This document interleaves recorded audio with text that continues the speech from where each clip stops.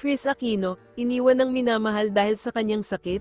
Mga ka-trending, isang masakit at matapang na revelasyon ang ibinahagi ni Kris Aquino. Iniwan siya ng lalaking kanyang minahal sa gitna ng laban niya sa kanyang mga sakit. Sa isang emosyonal na post, isiniwalat niyang hindi na siya makalakad, at kahit simpleng hakbang ay sobrang kirot na para sa kanya. Pero ang pinakamalungkot, iniwan siya ng taong inakala niyang magmamahal sa kanya kahit ano pa ang mangyari. Ano nga ba ang buong kwento? Alamin natin.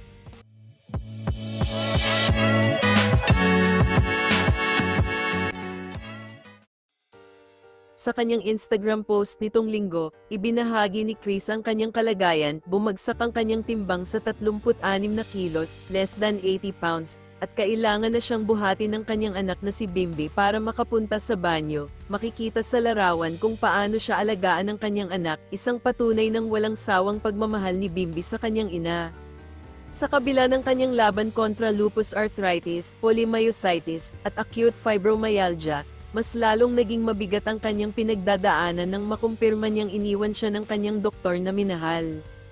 "The doctor I loved left me because he wanted the freedom to travel. Enough time has passed, he did not love me." Matapang ring inamin ni Kris na kahit naging magkasintahan sila, binabayaran niya ito ng tama bilang propesyonal, kaya hindi siya natakot magsabi ng totoo tungkol sa nangyari sa kanilang relasyon. End of that chapter. Never akong natakot umamin ng katotohanan. Sa kabila ng lahat, nananatili si Kris bilang isang matapang na ina at babae, na patuloy na lumalaban sa buhay kasama ang kanyang pamilya.